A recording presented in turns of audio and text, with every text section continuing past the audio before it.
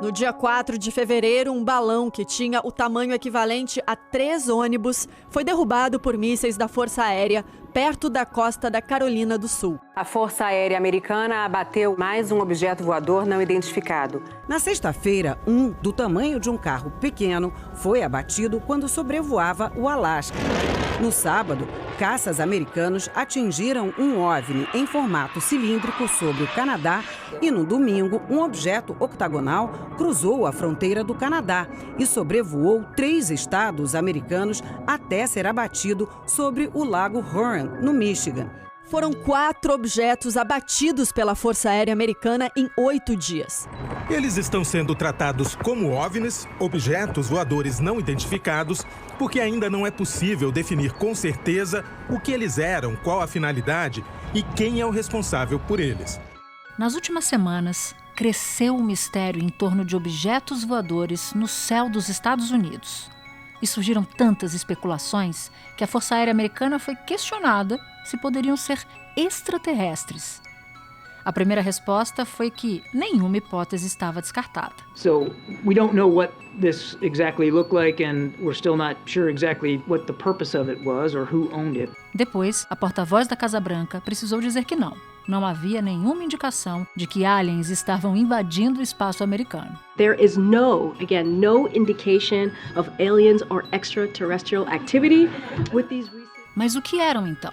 Para responder, o Departamento de Defesa, o FBI e a NASA precisaram se unir para investigar o mistério dos objetos voadores. Para o primeiro deles, já há uma explicação. O Departamento de Defesa americano afirmou que o balão gigante estava sendo usado pela China para espionar instalações militares. Naquela região, os Estados Unidos armazenam mísseis nucleares. O governo de Pequim se defendeu. Enquanto os Estados Unidos alegam que esse era um balão de espionagem, a China nega e diz que era um instrumento para pesquisas meteorológicas que desviou da sua rota por causa do vento. A China acusou os Estados Unidos de violarem normas internacionais ao abater o balão. E acusou os Estados Unidos de administrarem, abre aspas, a maior rede de espionagem do mundo, fecha aspas. Uma tensão que coloca as 2 maiores potências do planeta em clima de nova Guerra Fria. Depois desse episódio, o governo americano passou a observar o céu do país com mais atenção. É aquela coisa, quem procura, acha. Segundo o Departamento de Defesa dos Estados Unidos, têm sido detectados porque os radares americanos agora estão ajustados para rastrear o céu com mais precisão. Estamos encontrando mais porque estamos procurando melhor, disse o porta-voz do Conselho Nacional de Segurança dos Estados Unidos, John Kirby. Da redação do G1, eu sou Natuza Neri e o assunto hoje são os objetos voadores no céu da América do Norte. Um episódio para entender o funcionamento da espionagem entre governos e como isso pode ameaçar a já turbulenta relação entre China e Estados Unidos. Para isso, eu converso com Gunther Hutzit, que é professor de Relações Internacionais na ESPM.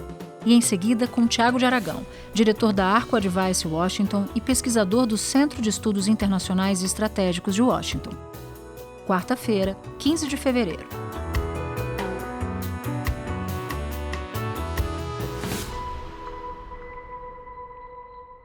Gunther, quando a gente fala sobre espionagem entre países, a gente sabe só, claro, de alguns casos, aqueles que se tornaram públicos.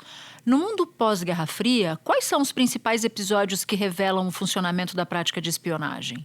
Eu costumo dizer que das estruturas governamentais, a espionagem é a mais antiga que tem. É mais antigo que qualquer Estado, qualquer governo. É uma prática muito antiga. Qualquer governo sério, decente, quer saber o que os seus oponentes pensam, planejam, têm capacidade, e seus amigos também. Porque tem uma frase famosa de Winston Churchill: países não têm amigos, países têm interesses. 2 governos que não são aliados no papel, mas são super próximos, que os Estados Unidos apoiam incondicionalmente até hoje, chama-se Israel. Só que nos anos 90, um episódio que passou muito despercebido, principalmente aqui no Brasil, que não está acostumado com esses assuntos, O governo americano descobriu uma série de equipamentos numa torre de celular que pega a Casa Branca e que parecia muito uma escuta e um equipamento israelense. Então deixou saber que pegou e que tornou público que tinha encontrado aquilo. Sabe, a forma de tornar público é para expor o outro governo, que eu sei o que você estava fazendo, não gostei, e para constranger. Contra inimigos, Estados Unidos e Israel, por outro lado, se juntaram já nos anos 2000 para tentar atrapalhar ao máximo o programa nuclear iraniano, que o Irã tá buscando uma arma atômica, por mais que diga que não, né? Tem várias provas de que tem essa intenção. Tanto que eles desenvolveram uma localidade para enriquecer o urânio, e para não sofrer nenhum tipo de espionagem eletrônica via internet, essa localidade estava, Natanz, que chama essa base, não estava conectada à internet. O que esses dois governos desenvolveram? Um vírus que saiu procurando se instalar e se replicar em pendrives, para uma hora um desses pendrives ser colocado num desses computadores da base. E foi o que aconteceu. O governo iraniano só descobriu isso porque, de repente, as centrífugas começaram a quebrar mais do que o normal. Eles acharam estranho, passaram, entre aspas, um antivírus e descobriram que tinha sido infectado. Aí foram tentar descobrir como, eles rastrearam e viram isso. Um cientista deles usou um pendrive em casa, pegou esse pendrive, colocou no computador lá e infectou. Então, acabou virando famoso, foi o primeiro realmente assim que chamou a atenção dessa capacidade que os governos desenvolveram. E por que esses casos passados, esses que você cita, que descumprem a legislação internacional, não geram incidentes diplomáticos graves? Porque, na verdade, não tem uma regulamentação de espionagem internacional, porque os governos não querem se autolimitar. Porque, como eu disse, é uma prática governamental, é uma prática de política internacional que remonta a eras e eras passadas. Por isso que não tem esse tipo de tratado internacional que proíba entre governos esse tipo de ação. Agora, existem legislações nacionais de que se um espião for pego, é prisão praticamente perpétua ou, dependendo do governo, morte. Edward Snowden, que quando jovem foi trabalhar na Agência Nacional de Segurança dos Estados Unidos. E, aparentemente, segundo o próprio diz, publicamente já disse isso mais de uma vez, ficou chocado quando viu o tamanho, a extensão de um programa específico de monitoramento de cidadãos. Isso fez dele um acusado de espionagem e objeto de uma perseguição jurídica, diplomática dos Estados Unidos, que tentaram extraditá-lo de Hong Kong. Agora, Gunther, eu queria continuar te ouvindo, porque logo após a confirmação do balão chinês no território americano, o governo de Pequim alegou já ter identificado ao menos 10 balões americanos em território chinês. Esse discurso te parece factível? Não, porque... Primeiro, as direções dos ventos normalmente no hemisfério norte, até também aqui de oeste para leste, que é devido à rotação da Terra. Para sobrevoar o território chinês, precisaria estar com alguma base muito próxima. Poderia ser no Afeganistão. Ok, até poderia, mas qual é o interesse americano nisso se eles têm uma constelação de satélites com uma capacidade gigantesca que eles não precisam voar nessa baixa altitude?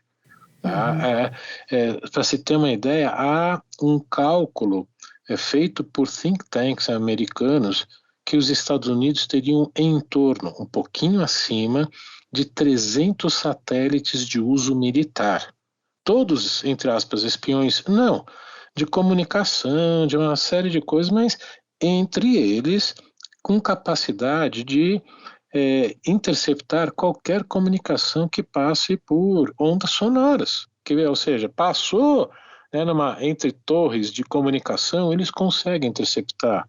Eles têm uma capacidade de resolução de imagem que chega a centímetros. Por isso, e pela quantidade que tem, é muito difícil que eles tenham realmente tendo essa necessidade de partir para isso e correr o risco de serem pegos. Porque aí, de novo, é uma humilhação, né? O problema é quando você é pego.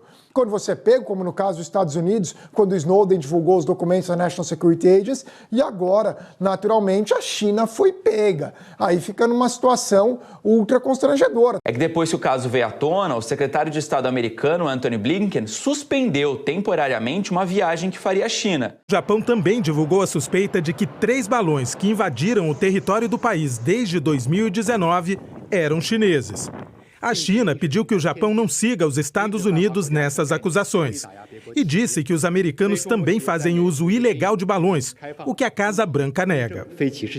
Essa desculpa, para mim, é uma desculpa do governo chinês querendo salvar o rosto diante desse embaraço internacional. E só para uma base de comparação, você citava que os Estados Unidos têm cerca de 300 satélites.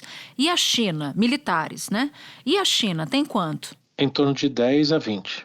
Aí dá para ter uma ideia dessa capacidade. É por isso que se diz, Estados Unidos são uma superpotência, a única superpotência, sim, não é só pela capacidade militar, é pela capacidade econômica, tecnológica e de inteligência. Então, é realmente uma disparidade muito grande. E esses balões, eles são usados por quê? Porque eles são mais difíceis de serem detectados? Quais são as vantagens de uso desses balões de vigilância?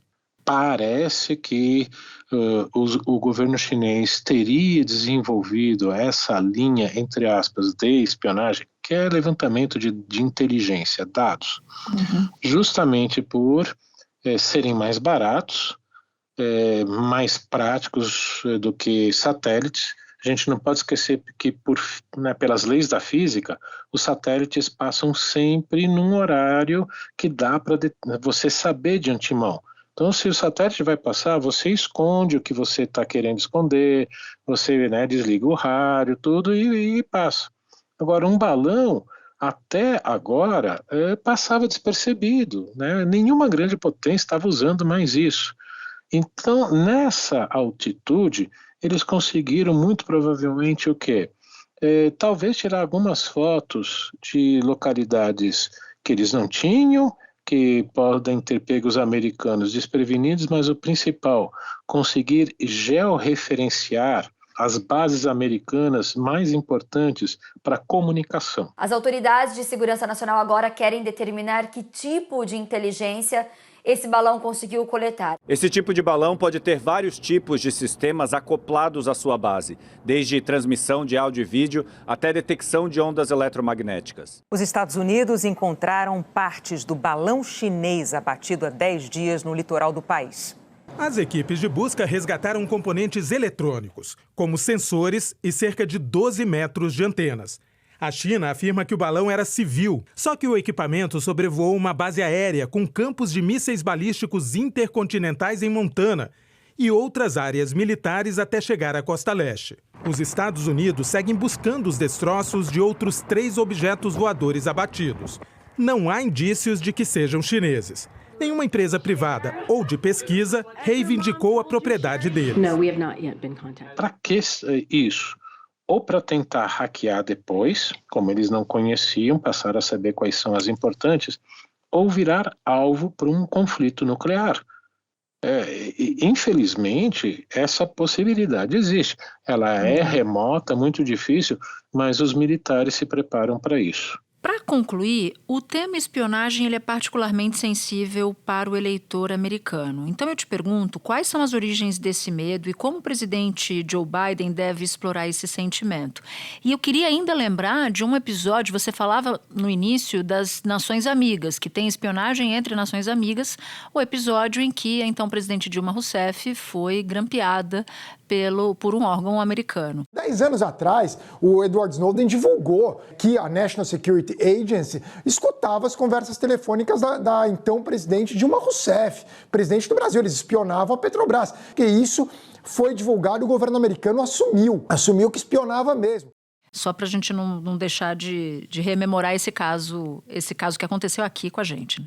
Os americanos, como eles competiram com a União Soviética durante a Guerra Fria, e os soviéticos tinham uma capacidade de infiltrar na sociedade americana os famosos espiões mesmo, que Hollywood glamorizou tanto, né? Até porque a capacidade eletrônica soviética não era tão boa quanto a americana, isso criou uma certa paranoia entre os americanos.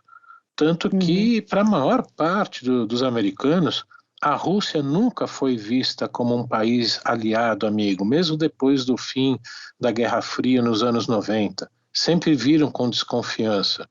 Por isso mesmo, a China agora, como a grande nova inimiga, todos esses temores antigos, com certeza, no subconsciente coletivo americano, estão voltando, porque eles estão entrando numa nova Guerra Fria contra a China. A China é um assunto que preocupa os dois partidos aqui em Washington. Há já trocas de acusações, danos diplomáticos e até comerciais. Os Estados Unidos impuseram sanções contra 6 entidades chinesas ligadas a esse programa de balões de vigilância e a China respondeu que espera que os Estados Unidos parem essa repressão que chamou de irracional e que os Estados Unidos tomem medidas necessárias para respeitar os direitos também das empresas chinesas. Por isso, todas essas políticas contra a China, o Biden vai ter que se mostrar, bastante duro para não ser taxado de molenga, ele não é forte o suficiente, como o Trump era. Então,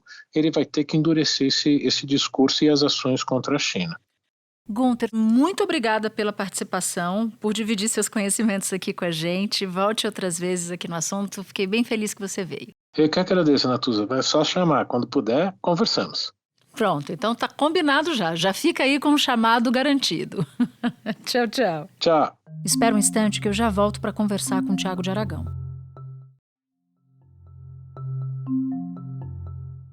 Thiago, desde o final do ano passado, quando o presidente americano Joe Biden e o presidente chinês Xi Jinping se encontraram no G20, os dois países pareciam seguir num caminho de estabilização de laços. Pelo menos era essa a interpretação de 9 entre 10 analistas.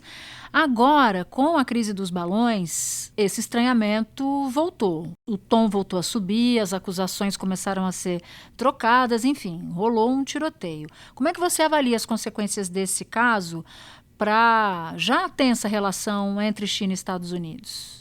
Essa reunião no G20, ela foi uma reunião que uma espécie de cessar-fogo vinha a calhar para os dois. O Xi Jinping estava no meio de uma crise do Covid, o Biden enfrentando não só o problema da inflação, mas também com a distração da Europa. Então, naquele momento, para os dois darem um tempo nas tensões, não quer dizer que resolveu nada, mas na prática o que aconteceu ali, eles deram tempo para dar uma pausa para que cada um focasse nos seus assuntos domésticos e outros temas. Essa questão do balão, ela chega muito forte pelo fato de que a imprensa descobriu, ou seja, a imprensa sabe o que estava acontecendo.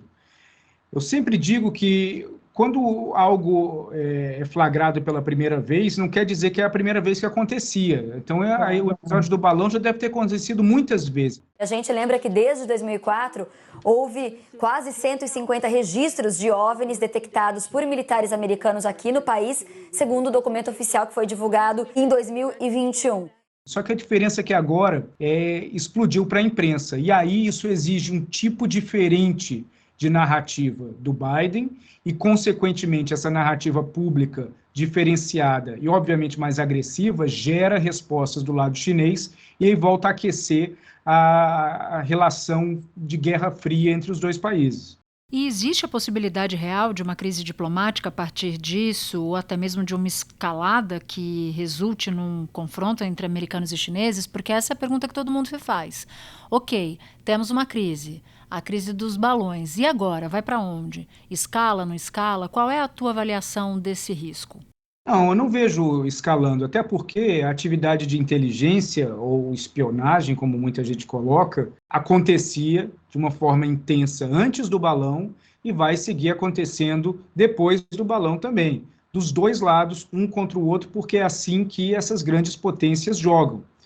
Agora, que isso vai levar a algo maior, não.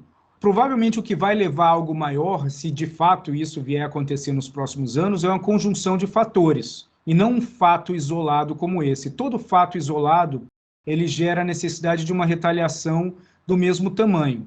Obviamente, os Estados Unidos, eles tomaram a decisão, a primeira posição, porque foram eles que identificaram o balão, e os chineses, eles não têm algo similar para contra-atacar. Então, pode vir por meio de expulsão de diplomatas ou de colocar na lista de sanção deles algumas empresas americanas que fornecem equipamentos tecnológicos. Claro que isso é um tiro no próprio pé, mas é uma resposta que eles dão.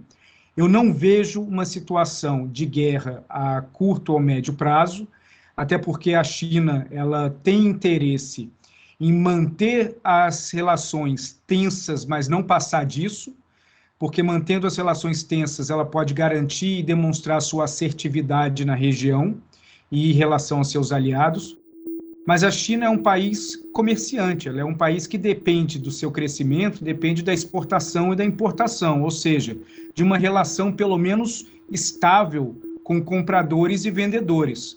Entrar numa guerra agora, e eles viram um exemplo que aconteceu na Ucrânia, só traria uma derrota para eles, porque não seria uma guerra simples, seria uma guerra onde só haveriam perdedores, o mundo inteiro entraria em recessão.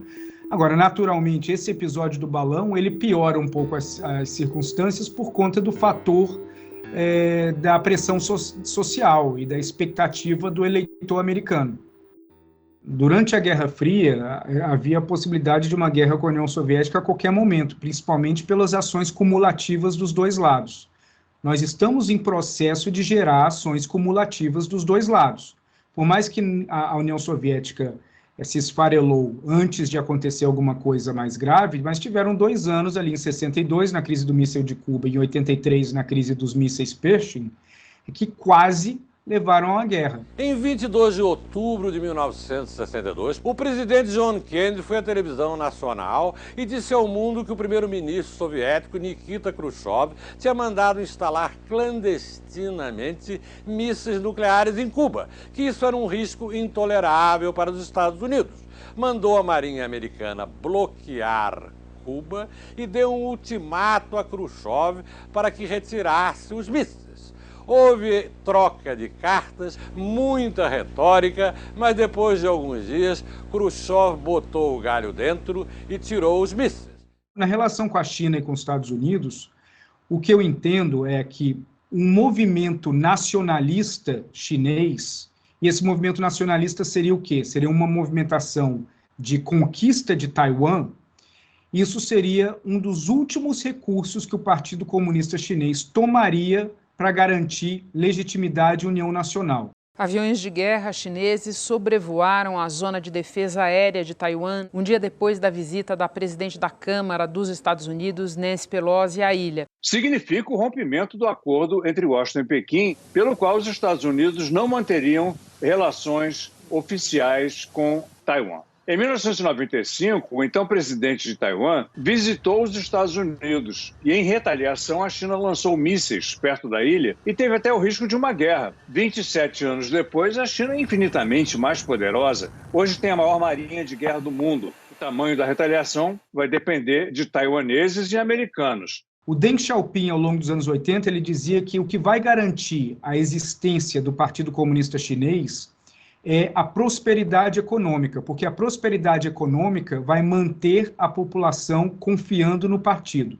Se a China decide ir para uma ação definitiva em relação a Taiwan, isso é porque eles possuem algum tipo de informação, num futuro próximo, de que eles não vão mais conseguir entregar essa prosperidade econômica e vão se ver obrigados a ir por um outro caminho de garantir a unidade nacional. Tiago, muito obrigada. Foi importante você esclarecer esses pontos todos para a gente. Volte sempre aqui ao assunto. Um prazer. Este foi o Assunto, podcast diário disponível no G1, no Globoplay, no YouTube ou na sua plataforma de áudio preferida. Vale a pena seguir o podcast na Amazon ou no Spotify, assinar no Apple Podcasts, se inscrever no Google Podcasts, no Castbox ou no YouTube e favoritar na Deezer. Assim, você recebe uma notificação sempre que tiver um novo episódio. Comigo na equipe do Assunto estão Mônica Mariotti, Amanda Polato, Tiago Aguiar, Gabriel de Campos, Luiz Felipe Silva, Tiago Kazuroski, Etos Kleiter e Nayara Fernandes. Eu sou Natuzaneri e fico por aqui. Até o próximo assunto.